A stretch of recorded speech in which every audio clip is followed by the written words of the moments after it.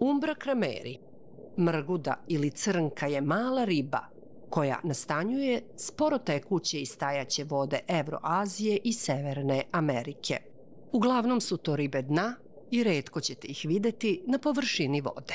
Karakteriše ih leđno peraje smešteno daleko nazad, blizu repa, neupadljiva kljunasta grbica i okruglasta grudna peraja, duboko povučena blizu ždrela. Oči su im krupne i pozicionirane bliže špicu glave. Umbra može da naraste i do 15 cm, a masa ribe ne prelazi 30 grama. Krljušti su krupne, bez izraženog centra i radijalnih kanalića. Telo je crvenkasto smeđe boje.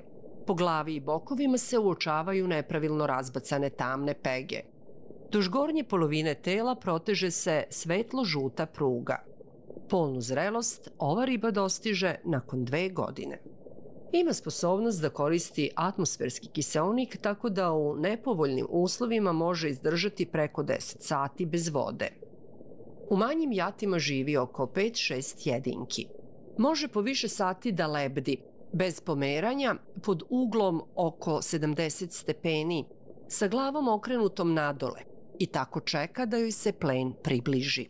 Hrani se larvama insekata, račićima, mekušcima, a ponekad i ribom. Napada plen iz zasede, slično štuci. U celoj Evropi umbra ima status ugrožene vrste i pod najstrožijim je režimom zaštite. Na području Srbije umbra krameri trajno je zaštićena kao prirodna retkost Srbije prema Uredbi o zaštiti prirodnih retkosti.